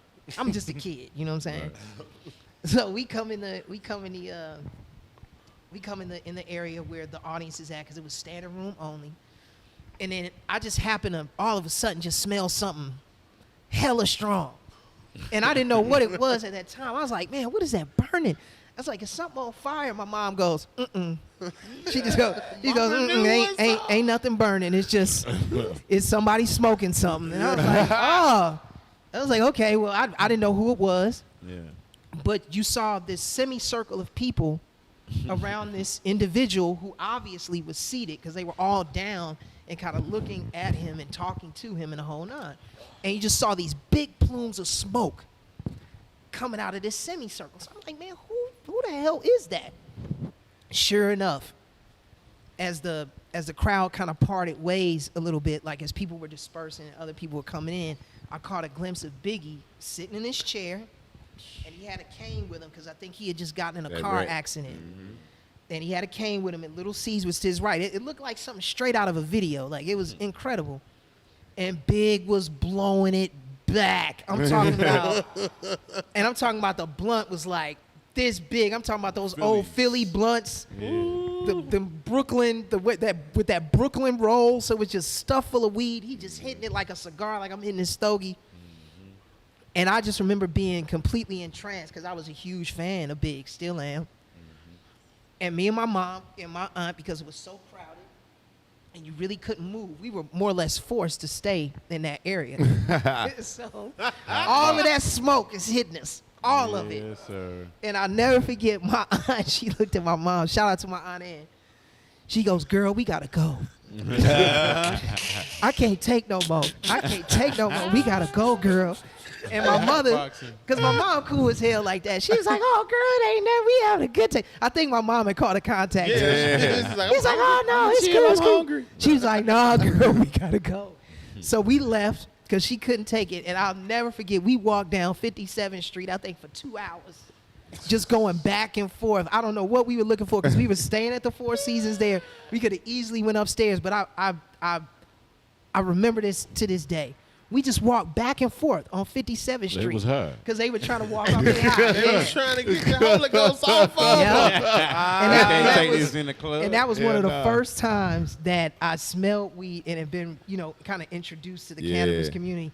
It was through Biggie Smalls. Shout out to Biggie. Still smoking weed in the kid's face. Was performing. That's right. You said Escape was performing. Escape was performing. So that's when he wrote the line. Oh, dreams I of fuck RuPaul before I fuck them ugly ass Escape bitch. I wasn't gonna say that. Oh, is that what Big said? Yeah. Dreams of fucking R&B R&B bitch. He did say he that. was high. He was very high. But he was there at they So party. technically, your first time smoking was with Biggie. Technically, yeah. Technically, and his family. I know I caught a You contact. and your mama and your aunt smoked with Biggie for the first time. That's hard. Indirectly. That's And the amazing. thing about Big, which I thought was hella cool, he was so gracious and he was so nice to my mother and my aunt because they were kind of like the only older people there at the party. Yeah. And you could obviously tell that wasn't like our environment, if you will. But I was a big fan of Big and I wanted to meet him. And so my mother and my aunt brought me over there to meet him. Mm-hmm. He shook my hand. He was like, yo, little man, this your people, this your family? I was like, yeah, this my mom, this my aunt. And he was a gentleman. He with his blunt in hand, he shook their hand. He introduced himself. My mother was able to tell him, oh, I love Big Papa. Because that's when Big Papa was out. Because my mother loves hip-hop. My mother bought like 50s album. His first album, Get Rich or Die Trying. She had that shit before I did. So my mother loves hip-hop. Yeah. But Big was so gracious that night. And, regardless of whatever, we caught a contact high. To catch a contact high through an icon like that, it's a great memory. Yeah, great memory. Your lungs got blessed. Yeah. And so shout out to Lil C's. He was cool as hell too. It was somebody hiding there like, bro, I swear to God, Michael Jackson as a little boy is in this party. No, people were looking. I won't forget that. People were looking and wondering why I was in there because it was an adult function. Yeah. And I was technically the only kid in there. And that's how it was when I was living in New York for that time when I was on Motown. Man, I was going to the Tunnel. I was going to Club SO. Are you doing a biopic? You had the best childhood. Right. It was it was incredible. I mean, I hung around, I was blessed to be around people like Heavy D, God rest his soul. Shout out to DJ Eddie F. I was around Al B. Sure. I was around all of Uptown's, elite acts. So early Mary J. Blige, all that. I met Mary a couple times, but she was doing the My Life album at that time. So she was still on MCA. KC was putting her through it, boy. I guess so, yeah. but I met Casey and all them Jodeci and like Andre had he had exposed me to all of that because I had never been in that kind of world. And Andre and Chuck Bone, who's my A&R director and who I still consider to be a close friend and someone that I regard as a brother, they introduced me to that lifestyle of ghetto fabulous. So I was around that, around 15, 16 years old. I saw Puffy build up Bad Boy. I literally used to see my man Slim Pickens in Super Mario up and down the street with Bad Boy picket signs and Bad Boy coach jackets yelling out Bad Boy. Craig Mack, Biggie Smalls walking down the street, Junior Mafia. Like I saw all of that right in front of my face as it was at its height, as it was at its peak. So although maybe my professional recording experience at Motown wasn't as rewarding as I had anticipated it to be, as far as what I looked to gain from it with sales and accolades and all that stuff. Even though that didn't happen, I will honestly say this. Andre Harrell and his team at Motown that came from Uptown introduced me into adulthood and finding my own place and my own identity within the culture. They helped me to establish that because that was Andre's thing always was like, nah, man, people know you as Michael Jackson, but do they know you as Jason Weaver? We got to get the community to know you as Jason Weaver. Right. So we got to get you fly. You got to have the hottest shit. That's where I got all of that from. It was from those guys. That's why sneakers and clothes, moving forward from that point on, when I would go on television shows, I would always hear Andre Harrell and Chuck Bone and my man Sugar Dice in the back of my mind saying, "No, money, you gotta have on this. You gotta have on the freshest." So that was my thing. The people who made up swag was coaching you on swag. Right. Like, yeah, made it up. Not real talk. I mean, my first pair of Timberlands, I bought in the Bronx. My man Chuck, because I came to New York wearing cat boots, wearing caterpillars. I know they went crazy. Oh man, they went crazy. Man, they joned me so hard in that office, and I'll never forget. Chuck gave some money to my friend Roger and Chuck. He said, "Yo, take this nigga uptown and get him some Timbs immediately, and get him a haircut. And like that shit that you rocking, we won't even be seen with you looking like that." And sure enough, and they wouldn't until I got my shit right. I couldn't really hang out with them like that because they were the creme de la creme of black culture at that time. But, those were the guys that taught me. Those were the guys that taught me how to walk in a club, how to mac to a chick, how to dress, how to lace up a pair of Timbs, lace up a pair of sneakers, the whole nine. Yeah, I credit the Uptown that family worked, to that. So, right, father, stay with your sons, man. Look at this shit. He had to wait till he got all the way in Hollywood to learn how to goddamn walk in the club. Hey, but you hung out with Pac before. You met Pac before, right? I met Pac on a couple different occasions. I met Pac on the set of the Jacksons. Oh, word. Shit. He came through. He pulled up with Janet. They were shooting Poetic Justice. What? And I know he beat. They pulled up together. This is part 2. And they were on the set. Patreon. And that's when I met Pac, because that was like, that wasn't even me against the world Pac. That was Tupacalypse Now. So that was the Pac that I was really, really into, because Pac was big in Chicago. So I was more enamored with Pac than I was with Janet. I mean, although Janet looked fine in a motherfucker, don't get it twisted. Yeah. Right. Pac was a hero in Chicago for us, for young kids.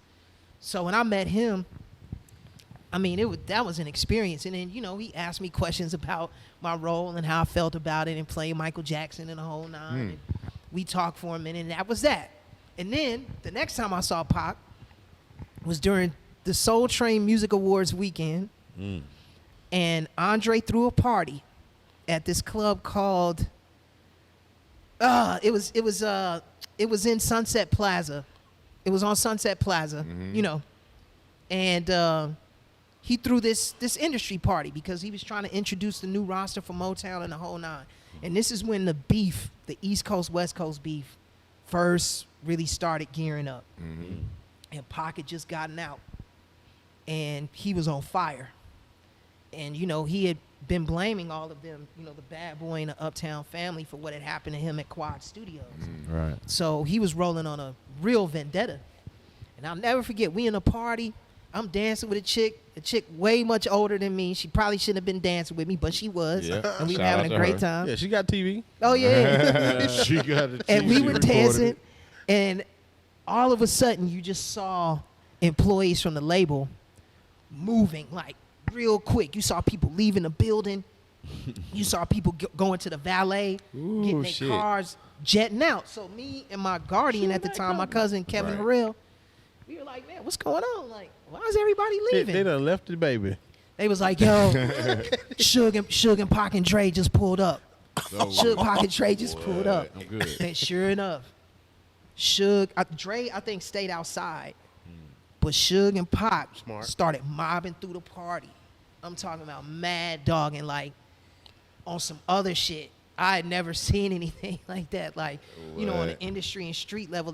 That's when Suge had his hands around Los Angeles. Like, there was nothing that you can do. It was niggas from Compton everywhere in Hollywood moving around. There was nowhere you could go without seeing somebody from Death Row. You feel me? Wow. So they walked in and they just started like, and supposedly they were looking for Andre. They were looking for Puffy and the whole nine. And I'll never forget Pac. He's mobbing through the party and I'm looking. I'm like, oh shit, what the fuck is going on? And as he's mobbing through, he passes by me, and then just mid-stride, he go, hey, little Mike, hey, little nigga, what you doing in here, man? Man, what you doing in here, man? You need to take your young ass home, man. What you doing in here? What you doing in here? And then he just started cracking up laughing, and then he looked around to, I guess, trying to see if anybody else was there that he was looking for. Yeah. He was like, man, he told shit. He was like, man, they gone. Man, we out. And they dipped. But it was something. Like, That's crazy. yeah, it was. I mean, they were What really. you doing in here, little Mike? Yeah. Little Mike in here. As they were in there pressing the line, like they were Yeah. in there pressing the line. Niggas was running out. Dre saw him out there. He's like, I ain't gonna say nothing, but I see Oh, y'all yeah. running. No, Saw Puffy and Dre everybody. kept it cool, and I Yeah. think that's kind of when I first got an inkling that things may have been different at Death Row. Right, Dre was trying to slide his damn self. He was like, y'all take me with you. Yeah. Take me with you. I was like, y'all leaving? Yeah, I want to leave with y'all. Y'all want something to eat? Yeah. It was crazy, I'ma but stay that was outside. the last time. That was the last time that I saw Pac. But it was in Wow. either in the middle or the very beginning of the East Coast West Coast beef. Sheesh. And the tension you could cut with a knife. Motherfucker, man, what? We got them That's exclusives. crazy. Come on, Are man. y'all doing ATL too? I don't know. I don't just had know. to do You that. know what? That's up to Tip, Dallas, in the Ronnie, studio. call Tip. He said he might come up here, man. I'm about to say, you ain't never asked Reemo that.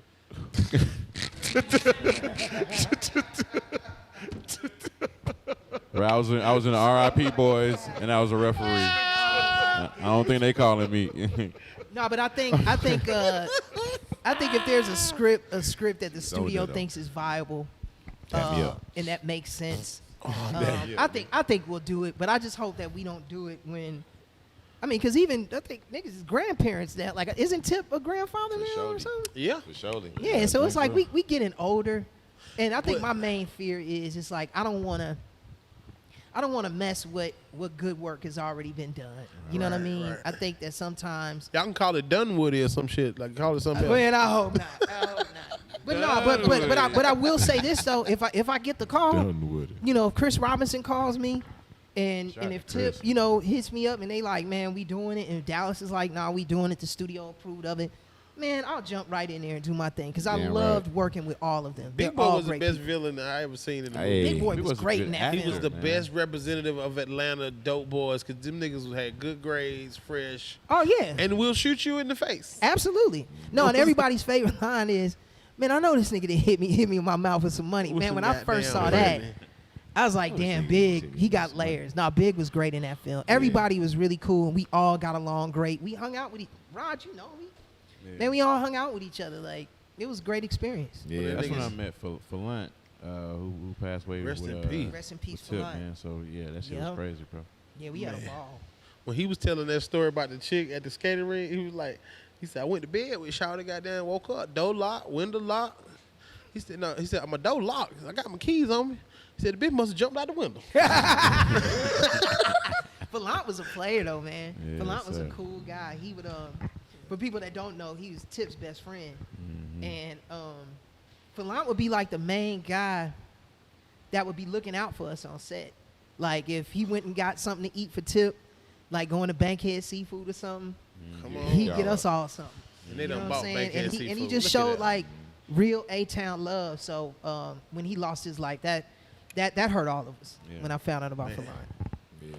We done been through it, man. Rest in peace to everybody, all the Yeah, fallen man, all the soldiers out fallen there, Yes. man. soldiers, Yes, man. indeed. Yes, for sir. Sure. Y'all niggas got any more questions? I'm about to Yeah. say, man, what's up next, man? What could I mean, I know the Shy is how many episodes, you know, or can you say? We're in the 7th episode now. Yeah, it's on break right now.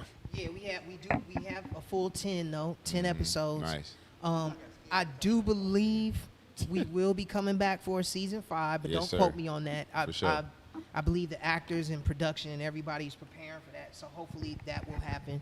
But other than that, I'm just producing, developing, writing. That's something that we had talked about when we had our Zoom conversation. I definitely want to get together with you gentlemen and do some stuff, Yeah. write some content, produce some things together. For sure. Because you know Atlanta is an exceptional creative community, and you guys are geniuses in what you all do and what Thank you you, all brother. write, and I would love to work with y'all. Hey, So now let's likewise. Voltron. I'm here Come on, man. Right. until January, so I look. If you forward got to 4 working more with y'all. hours, man, we got everything set up over there. Yeah, man. we ready to Just do gonna it. get you I mic'd ain't up. doing shit. Get No, you and, make- and real talk, man. That's all I really look forward to each day when I wake up is kissing my family and loving on them and going to work. So y'all ain't never sir. gonna scare me with a good time about sitting behind a computer and getting some work done. Sure. So Come let's on, do it. Come on, man. Are Yeah, you man. and Chingy going on tour? Come on, Hell man. nah, bruh. What? What? What kind of sign off is that? What the I was hell? gonna ask Put about me that down. song. What's That was- going on? Nah. He did the song with- bro. Yeah, I did one Man, call you away were my with sure Shady. did. baby. That was Shout out to Poon Daddy. The reason why I got that record He was told us. from Poon Daddy. For That's people out, that bro. don't know anything about Poon, No him, shit. Chris Lover, or Ludacris and Lala had a radio show together Mhm. on Yeah. Hot 97. Oh, in go back Atlanta. to his episode, the Feature Poon flavor. Daddy's episode. We I mean, interviewed with Poon Yeah, he Daddy. was a Oh, guest. okay, bet. Yeah, Well, yeah. Poon was the one that put that together. No shit. I was out in Los Angeles shooting The Lady Killers with the Coen brothers and with Tom Hanks Yeah.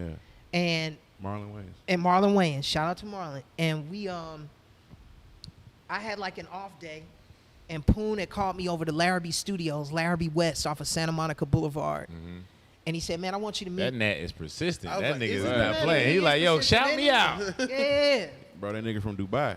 Man, he going hard. As soon as you shouted him out, he left. He left. Yeah, He's he like, left yeah, too. that's all I wanted. Yeah. Damn, little Mike. Right. Boy. So now Poon, he had called me up and he said, hey man, I want you to meet this kid that we working with from St. Louis named Chingy. He got that song out right there, Right which had been there. all over the radio. So I was like, oh yeah, I'm familiar.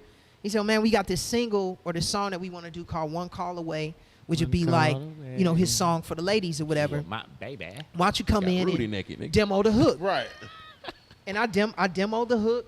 I didn't think it was going to go anywhere because Capitol Records, they wanted their artists featured on it because I think they had a Marion signed to them at the time, Marcus yeah. Houston, Oh, and shit. another artist by the name of Houston. So I was like in the lower ranks or Yeah. lower consideration. But you had another deal though. You was on Capitol. No, I didn't have a deal. I was unsigned at that He's in the time. street. I was Okay. really just focusing on my acting. I was there to work with the Coen brothers. I didn't care about anything else. Right. at I'm that doing time. a Coen Brothers movie. Kiss Yeah, my and ass. so I wasn't tripping. Tom But Hanks. then Poon had hooked it up to where on my lunch break, I took a cab over to Enterprise Studios in Burbank. I sang the hook down a few times. They comped the vocal. I think they did a number of focus groups to see how the audience responded to the different versions of that song. And mine just happened to resonate well, and people decided to rock with it. Come on, Omarion. Take that, nigga. No. Nigga, touch. Oh my dog. Oh my Touch dog. that. No. Nah, it's all right. You know what I'm saying? You But feel but me? I will Sometimes you win, say but you this lost, though. nigga. I will say this though. That experience, and I hate to say it, man, it was kind of messed up because man, I had to fight to get credit. You know what I'm saying? To get like a feature credit.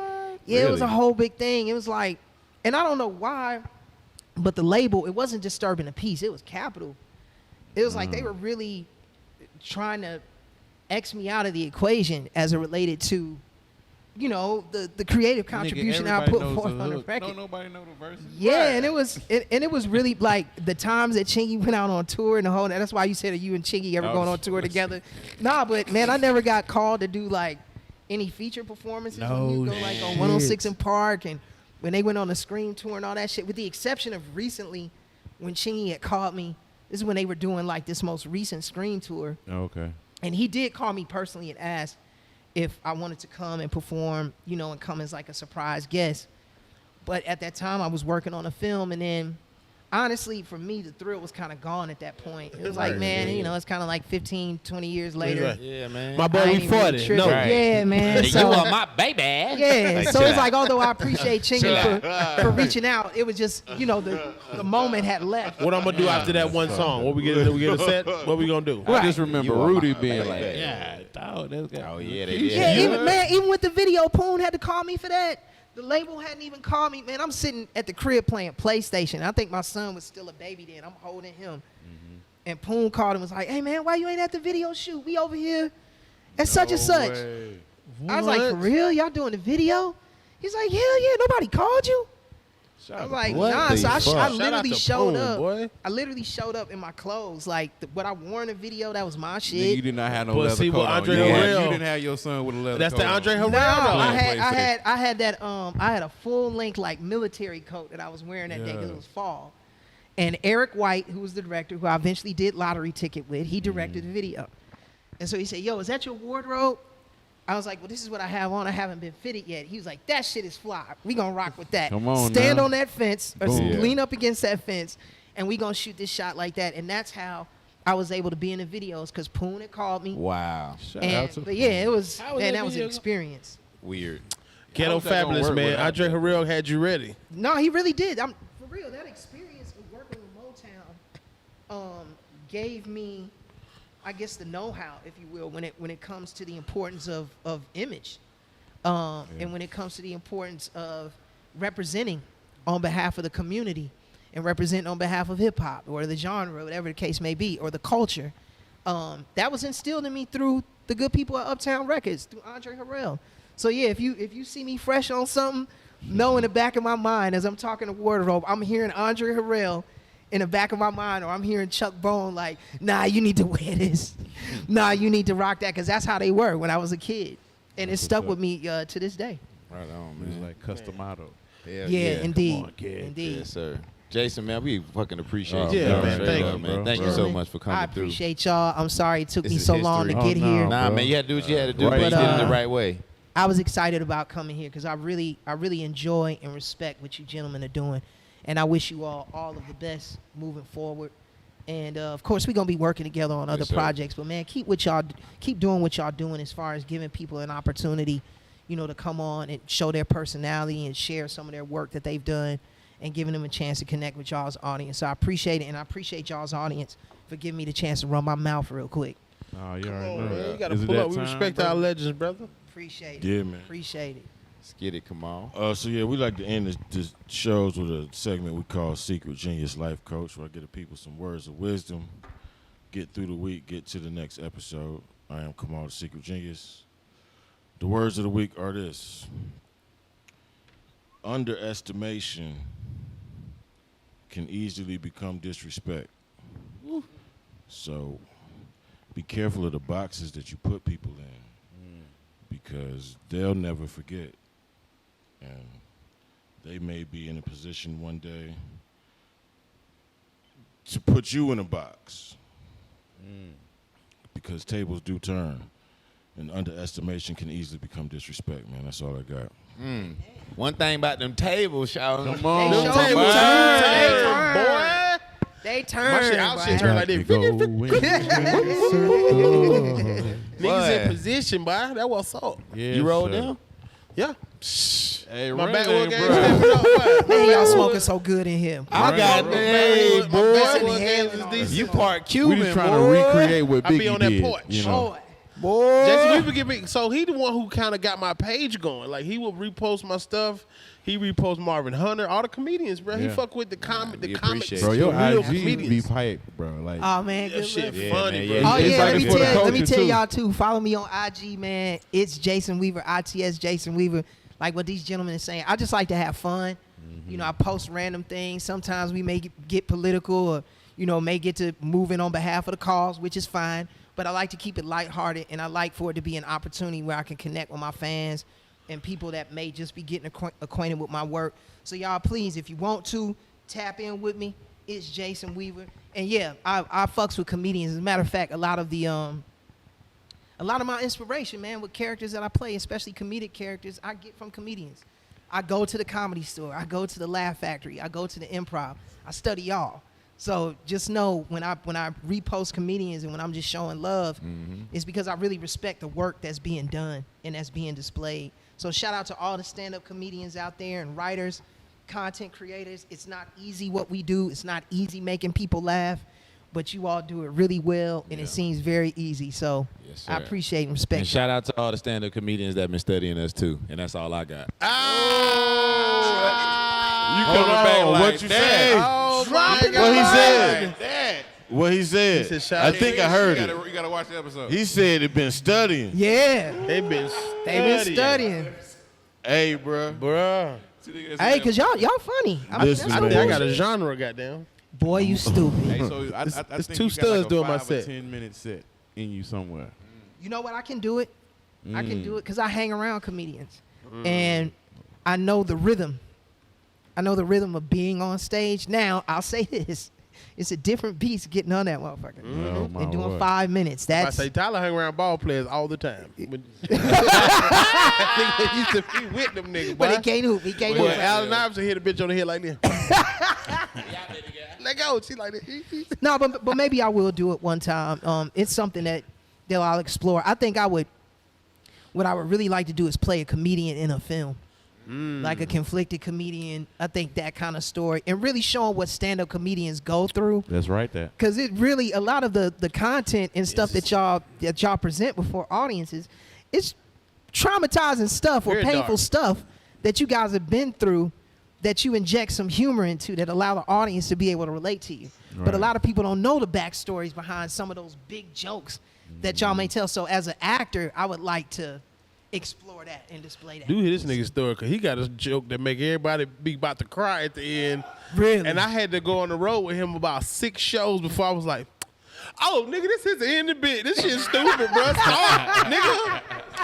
That nigga voice be cracking and shit. Be women like, oh my God. No, that's real. Try to get in my actor bag a little bit while I'm on stage. You know No, what I mean? that's You beautiful, gotta man. give people a little, you know what I mean? But I gotta go. Gotta give him something to study. Exactly. Yeah, I gotta wake up in 10 minutes, y'all. More Than Culture Right. is the brand. This is the More Than Culture show. Kamal, the Secret Genius, Ronnie Jordan, Tyler Chronicles, Reemo Rod, Tyler. I said that shit all fucked up. Kamal, the Secret Genius, Reemo Rod, Tyler Chronicles, Ronnie Jordan. Special guest, Jason Weaver. We out. We out. And you were my baby, nigga. The fuck?